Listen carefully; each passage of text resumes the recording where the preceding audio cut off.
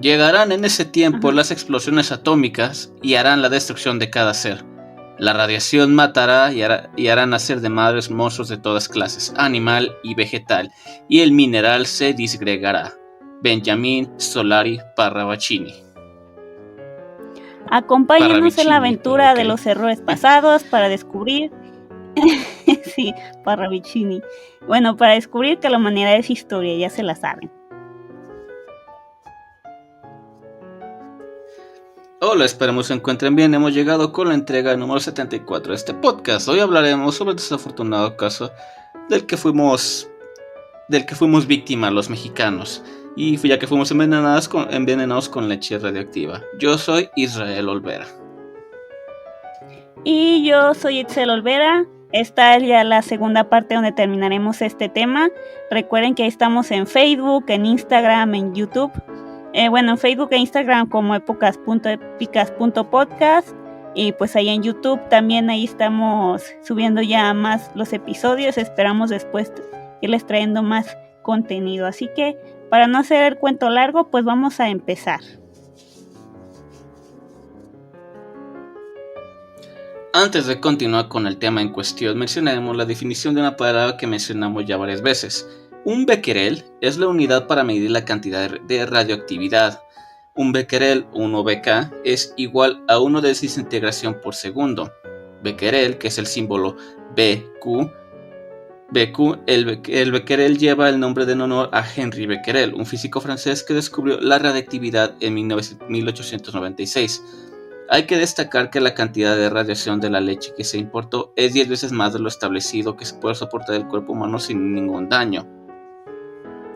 Así que pues, como ya vieron, parece que estos tipos pues no les importaba nada, ¿no? Literalmente. También hay que destacar que la siguiente parte es del artículo Chernobyl en México, la radiación que llegó a nuestro país, por Juan Pablo López Sevilla, de un artículo que hizo él para el UNAM. Bueno, él dice: fue hasta fines de 1986 cuando se realizó la reunión internacional más trascendental relativa a los niveles de contaminación aceptables para el consumo humano, porque pues ya saben, hasta el momento no pensaron que algo como esto iba a suceder. Lo que les comentamos en la primera parte, pues se llevó a cabo del 1 al 5 de diciembre de 1986 en Roma, Italia. Lo llamaron el Codex Alimentarius. Hay que dejar algo claro: antes de ella no existía ninguna norma o especificación técnica de alcance internacional, por lo que los alimentos que circulan en el comercio internacional no estaban regulados de manera cabal respecto a la radiación. O sea, antes les valía. Fue en ese contexto que la Compañía Nacional de Subsistencias Populares, o la CONASUPO, que no les habíamos dicho qué significaba las siglas, recibió el reporte de la compañía Waite Bells, que le habían vendido leche en polvo con una contaminación de 2.700 baqueriones de cesio-137, que eran 1.000 baqueriones más de lo permitido. El señor López Sevilla nos relata la realidad. En 1986, 28.000 toneladas, y en 1987 fueron 39 toneladas métricas en total en México. Por cierto, en ese año se importó más de 200.000 toneladas métricas de leche en polvo en total. De ellas eran poco más de 28.000 las que respondían a la leche suministrada por la Irish Dairy Board de la República de Irlanda. Y el gobierno se ahorró los $280,000. O sea, con toda esta, que ni siquiera fue un ahorro tan grande en lo que se refiere, pero ya ven. Ajá, al menos de eso, más lo de los anteriores, digamos que se ahorraron un poco más de $500,000, pero pues aún así, $600,000 o más o menos lo que haya sido, no los justifica, ¿no? Con todo el daño que hicieron. Así que CONASUPO entonces se supone que envió 5 muestras de esa leche al Instituto Nacional de Investigaciones Nucleares, o el ININ, quien confirmó la existencia de cesio radioactivo. Luego, siendo la Comisión Nacional de Seguridad Nuclear y Salvaguardias, la CONACENUSA, el organismo especializado en mediciones radiológicas, de este no habíamos hablado en la otra parte, pues ellos por fin confirmaron que sí, que tenía radiación excesiva, por lo que se inició un programa de muestreo de la leche existente en las bodegas de la Conasupo y la Liconza. Y con todo esto, al parecer, la misma Secretaría de la Salud no tenía idea qué estaba pasando. Ahora, antes de continuar, creo que yo quiero hacer un pequeño paréntesis, ya que me acordé que en el episodio anterior habíamos mencionado que eran 28 toneladas, 28 y 39, pues no fueron 28,000 y 39,000, ahí fue un error de nuestra parte, nos equivocamos por 3 ceros, ups. No me acuerdo si... Con lo de las toneladas. Creo que sí dijimos que eran miles, ¿no? De toneladas o no. No, creo que no habíamos puesto que eran miles, pusimos solo 28 toneladas. Igual, ahí para corregir el dato, ya en la edición del video ahí les pondré, ahí nos lo corregiremos también, pero no importa. Pero bueno, ya ahora sí continuando. No fue sino hasta el 23 de febrero del 87 que iniciaron la primera reunión de un grupo de trabajo para atender el problema de la importación a México de leche contaminada con cesio radiactivo. CONASENUSA recomendó a CONASUPO rechazar leche contaminada. Y pues ya sabes, lo que dictaría un grupo de expertos responsables sabiendo los graves daños a la salud de la población que esto podría generar. Además, les tenemos un dato perturbador. La Comisión Nacional de Seguridad Nuclear y Salvaguardas no pudo muestrear 12.920 toneladas métricas de un total de 28.378 toneladas métricas exactas de esta leche en polvo procedente de Irlanda. Esto es porque ya habían sido comercializadas entre los meses de septiembre del 86 y enero del 87, así que solo obtuvieron muestreos de menos de la mitad, así que no se sabe cuál era el nivel de radiación de todos los demás miles de kilos. Así que pues tantito peor, ¿no? Agregando datos suena todo mucho peor. Aquí haremos un paréntesis para decir otros datos importantes del mismo artículo del señor López Sevilla. Citaremos: la doctora Rocío Cárdenas, jefa del Departamento de Oncología del Instituto Nacional de Pediatría, o el INP, sostiene que la leche radioactiva fue la causante de que entre el 87 y el 97 aumentara notablemente la incidencia de cáncer infantil.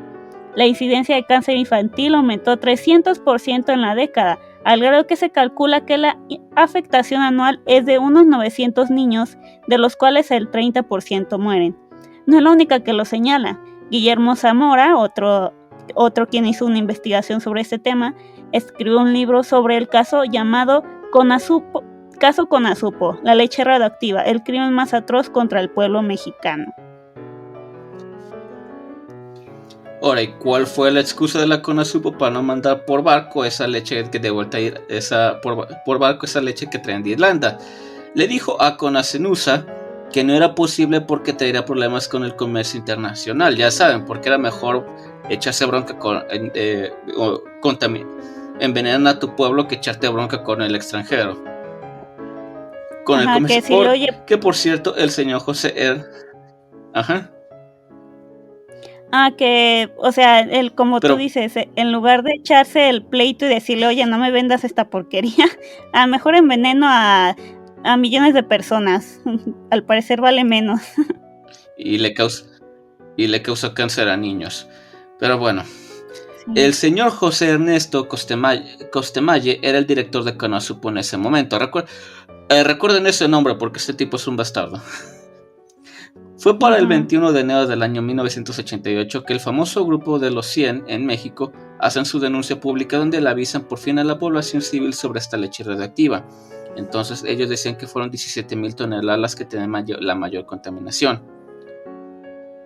Así que la Secretaría de Salud ya acepta por fin en ese entonces, pero solo acepta que 3,000 toneladas sí están contaminadas. Aquí es donde viene el pretexto que les contamos en la primera parte. Los involucrados decían que era un poco de radioactividad y que por eso se compró a muy buen precio prácticamente.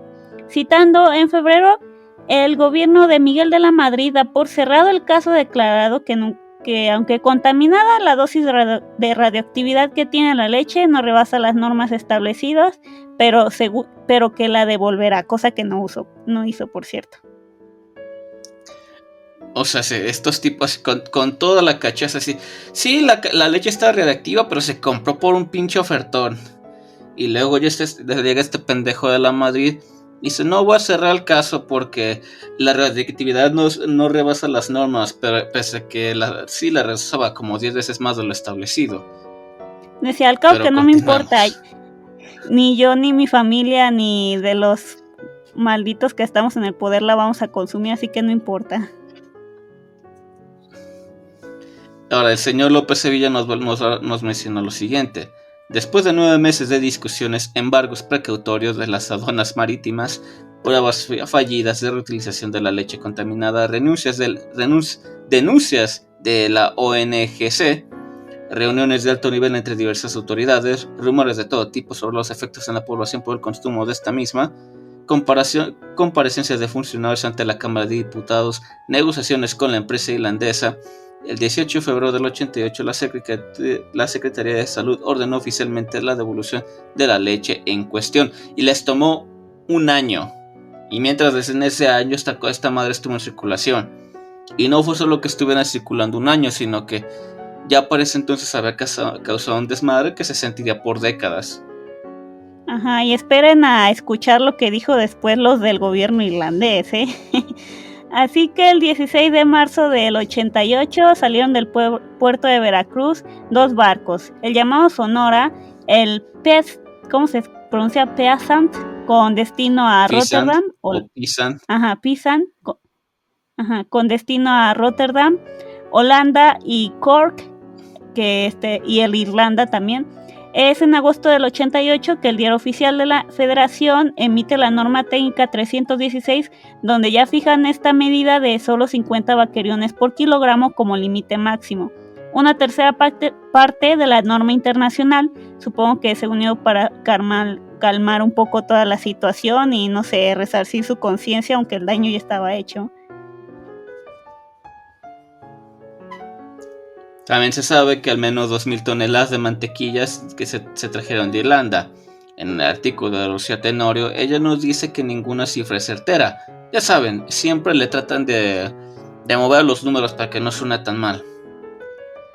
Del todo, porque la manipulación de información, como yo dije, del gobierno estuvo muy involucrada. Citando de su artículo, según el registro de la Dirección de Servicios Portuarios de Veracruz, no fueron 40, sino 80.000 toneladas de leche radiactiva. Cuando se sabe que llegaron a bebés es porque se confirmó que una guardería de Liste recibió esa leche. Por cierto, hay que señalar un dato que nos confundimos en el presente. La Escuela Naval de Veracruz, donde tuvieron malestar los cadetes, se llamaba Antón Lizardo. Entonces, pues siempre hay que, ¿cómo se dice? Decir de nuevo bien los datos, ¿no? Como por ejemplo aquí ya encontramos más datos de que fue aún más toneladas. Entonces, pues miren, este caso cuando más lo investiga se pone peor. Hay que señalar que no solo eso, sino que se sabe que diversas firmas que distribuyen leche materna recibieron esta leche radioactiva. Miles y miles de niños mexicanos bebieron el lácteo envenenado. Hay que señalar que la mayoría del rango económico medio bajo, por supuesto.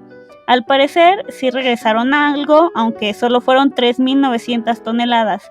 Este dato según el artículo de la Universidad Autónoma del Estado de Morelos. La doctora Rocía Cárdenas, jefa del Departamento de Oncología del Instituto Nacional, como dijimos, del INP, la que ya mencionamos, sostiene aún lo que dijo sobre los casos de cáncer infantil. Esto lo mencionó a la revista Proceso.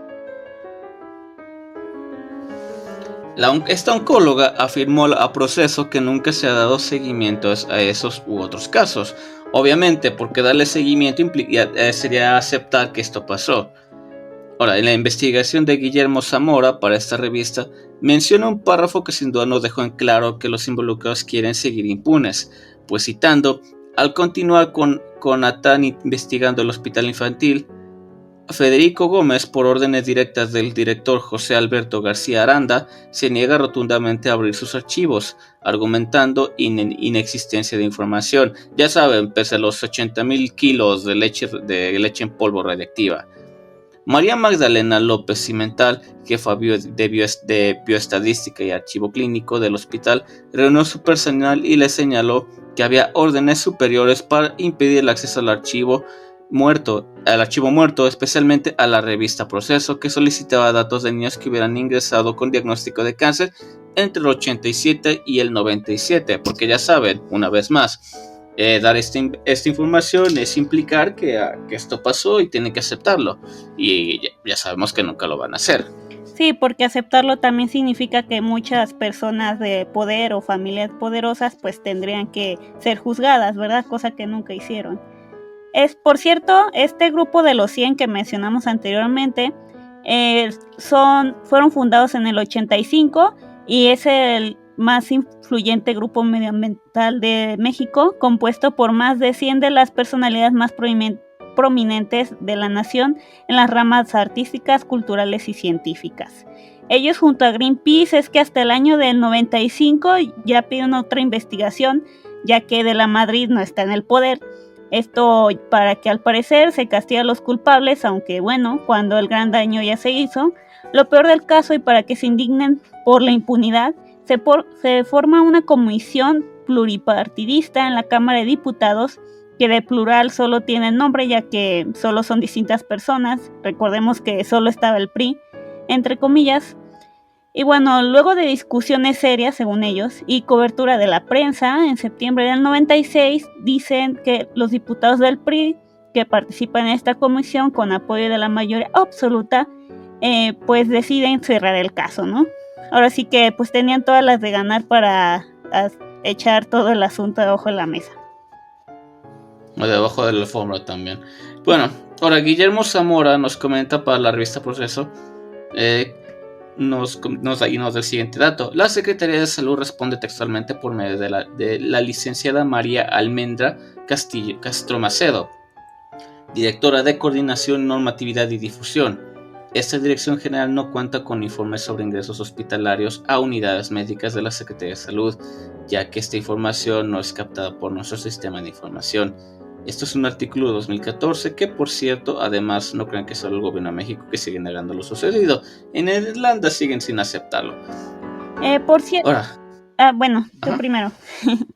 Pues ya ves, esta gente, no tenemos archivo porque no lo registramos. ¿Y por qué no lo registraste? Porque eso me haría quedar mal, pinche gente. Ajá, curiosamente no lo registraron, ¿verdad?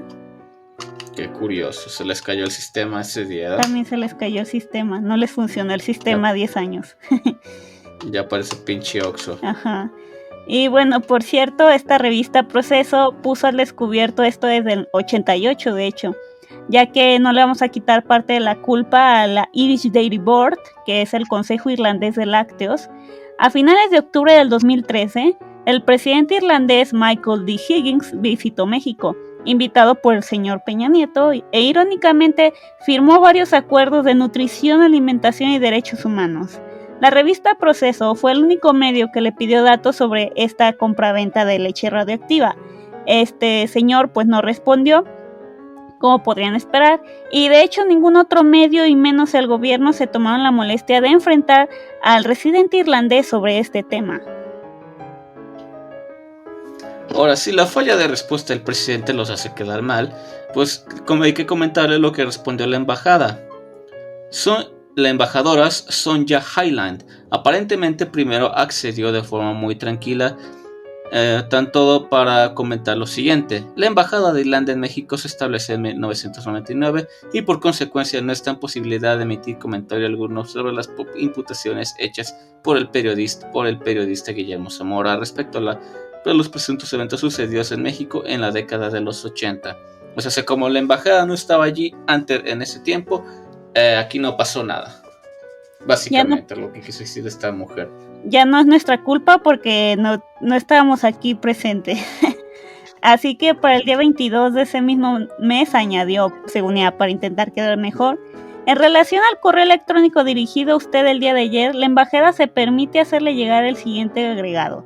La embajada de Irlanda en México desea destacar que en febrero del 88, el entonces ministro para la alimentación de Irlanda, el señor Joe Walsh, confirmó mediante declaración pública que la leche descremada en polvo que fue abastecida en México en el 87 cumplía con todos los estándares acordados tanto por la Comunidad Europea como por los estándares internacionales. El nivel de radioactividad de la leche estaba por debajo de los estándares de la Comunidad Europea, que eran 370 becquereles por kilo, mismo que también fue establecido en el contrato de exportación correspondiente. Atentamente, la Embajada de Irlanda en México, el 22 de enero de 2014. Así que, pues miren, para que se indignen. Y yo digo, chinguen su madre. O sea, si esta gente no quiere aceptarlo, pero obviamente no lo van a admitir porque eso las va a hacer quedar mal y obviamente no puedes hacer quedar mal a los europeos. Pero ya saben. Sí, ¿cómo? Ahora, hay que agregar que queremos agregar datos precisos que nos faltó detallar en la primera parte. Ahora, el vicealmirante Manuel Rodríguez Gordillo y el físico Miguel Ángel Valdovinos, en abril del 87, Rodríguez Gordillo se encontraba personalmente al mando de la tercera zona naval de Veracruz. Este mismo tiene una gran carrera militar de piloto de combate con conocimiento en física, matemáticas, geografía y guerra submarina. Años antes, durante un curso en Estados Unidos, él alcanzó el primer lugar y el cosmonauta Neil Armstrong, primero en llegar a la Luna, quedó en segundo. En abril del 87, durante una revisión de los alimentos que consumían los marinos, a sus órdenes, sospechó que los bultos de leche de 25 litros cada uno que se habían comprado en los muelles de Veracruz al leer Irish Daily Board con dirección en Grattan House, Mount St. Lower, Dublín, Dublín II, República de Irlanda. Así que ahí para que quede. Él estaba al tanto de lo sucedido en Europa. Bueno, esa siguiente parte a mí me toca, ¿eh? Bueno, ya saben, eso dale, pasa pues. Ahí cuando... Aunque tengas ahí colores, a veces te pasa. Bueno, deja esos datos porque los venía ahí en ese artículo completo de la revista Proceso y pues para que no se olvide también de dónde venía exactamente. Bueno, este señor estaba al tanto de lo que sucedió en Europa y con sus conocimientos pues supo que algo andaba muy mal, ¿no? El vicealmirante en ese entonces, Rodríguez Gordillo, le contó personalmente a la revista Proceso y le pidió un favor a su amigo físico, Miguel Ángel Valdovinos, que fungía como jefe de laboratorio de la planta nucleoeléctrica de Laguna Verde, la que mencionamos en la primera parte. Valdovinos, por cierto, tenía estudios en la Universidad de Harvard, Estados Unidos, en Alemania y Francia, y estaba a cargo de la jefatura de análisis nucleares de Laguna Verde. O sea, no era cualquier físico recién graduado, este señor era un alto mando también. Una vez concluir las pruebas respectivas, el físico con especialidad en análisis de seguimiento ambiental de altos riesgos dijo lo siguiente: los contaminantes radioactivos generan un envenenamiento silencioso a los seres vivientes, ya que la contaminación es inodora, incolora y no tiene sabor. Por lo tanto, una vez que se incorpora a los productos alimenticios, no es posible distinguir con los sentidos pequeñas o grandes concentraciones de dichos contaminantes. Por eso es aún peor. Ahora, luego de descubrir el nivel de contaminante, también agregó lo que definitivamente resulta en una sobreexposición que indica riesgos de cánceres a quienes lo bebieron con cierta permanencia. El líquido contaminado a partir de los sucesos en los próximos 50 años. Esto implica un incremento importante en el nivel de riesgo. La salud fundamentalmente es la incidencia de cáncer. Esta estimación se hace, aclaró Valdovinos, suponiendo que los infantes ingirieron 100 mililitros, es decir, poco menos de medio vaso de leche contaminada, diariamente, lo cual pues es imposible, ya que ya saben cómo son los bebés. Esto sin duda se marca más cuando sabes que en promedio un bebé, como ya dije, toma un medio litro al día. Ajá, al menos, así que imagínense, si la mamá se surtió y le tocó la de malas, que le tocara esta leche mala y le dio a su bebé un mes de esas de leche, imagínense el daño. Guillermo Zamora nos cuenta más exactamente lo que hizo el gobierno para castigar a estas dos personas de alto rango. Al vicealmirante Rodríguez, luego de que él insistiera en lo dañino que era esta leche maldita, lo destinaron a la isla del Socorro frente a Colima durante 2 años, que es en otro estado, por cierto, acá al lado de Jalisco. Después le inventaron cargos, ya saben, un clásico en una dictadura, ¿no? Y lo sometieron a una corte marcial. Destruyeron su carrera prácticamente. Valdovinos no tuvo mejor suerte. Le destituyeron del importante puesto en la nucleoeléctrica de Laguna Verde y pues también le crearon faltas, ¿no?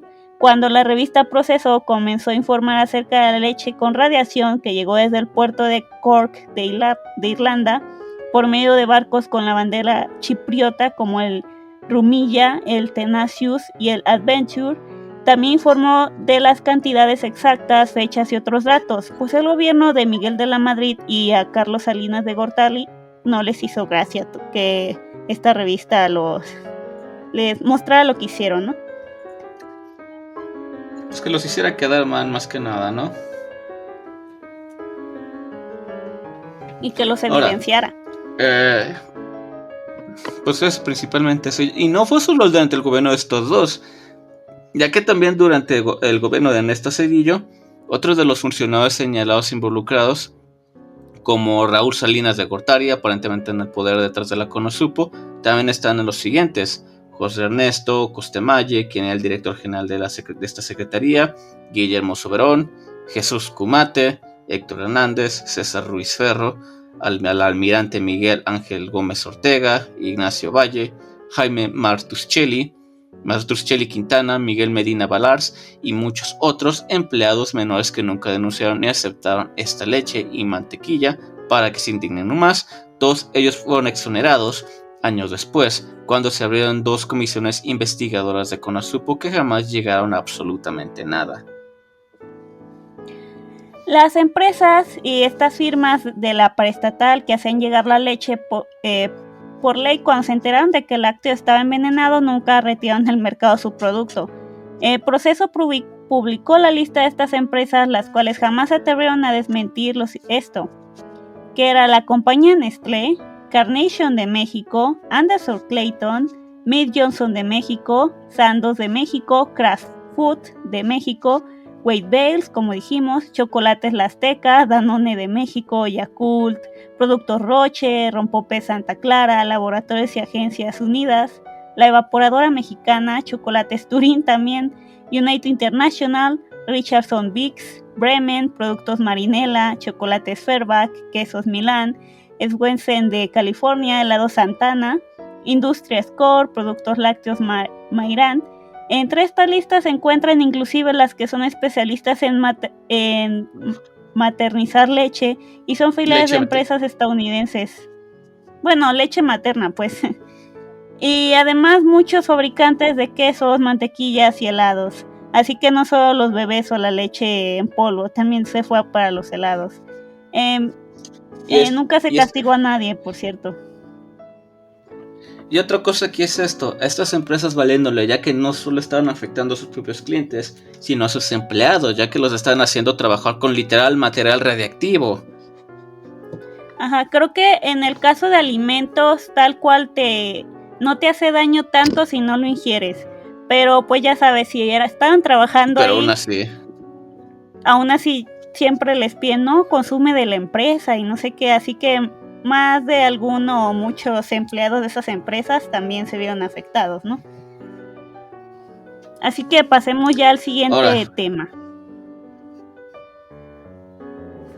Ahora, la radiactividad en Chernobyl abarcó cerca de unos 200.000 kilómetros cuadrados entre Ucrania, Bielorrusia y Rusia, y fueron contaminadas con altos niveles de radionucleidos, entre ellos cesio-137, el cual fue depositado en el suelo, el cual también se incorpora a las plantas y animales. Luego llega al hombre a través de la cadena alimenticia y convirtiéndose en una fuente de radiación interna. Hay que señalar que la nube radiactiva afectó a todos los países de Europa. En un informe de un radiólogo recién elaborado por Greenpeace, hecho por Irina Labuska, asegura que hay amplias zonas rurales de Ucrania alejadas por cientos de kilómetros de Chernóbil, en las que el cesio-137 y otros materiales contaminan el suelo y el agua, pasando a plantas y animales. Salud. En su inspección, la organización ecologista recogió 117 muestras de comida en docenas de localidades de las regiones ucranianas de Rimnetska Oblast y Zhytomyr Oblast, y las sometió a análisis de laboratorio. Así es como probaron que la presencia de radioactividad en muchas de estas muestras en niveles superiores a los permitidos, y citando: la contaminación afecta especialmente a ciertos productos como la leche, ya que las vacas pastan en terrenos contaminados por radiación. Otros productos altamente tóxicos son las bayas y las setas silvestres, ya que los arbustos y los hongos absorben de forma muy rápida la radiación depositada en la parte superficial del terreno.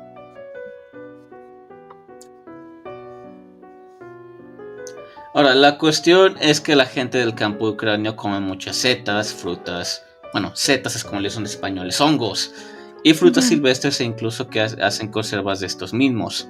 Las papas, las remolachas, zanahorias o la carne analizadas mostraron niveles altos de radiactividad, para que se den una idea. En el caso de los hongos, de ser listos, hacemos de consumo en Zhytomyrská Oblast arrojó una medición de 288 becquerelios por litro. ¿Es 288 o 288,000?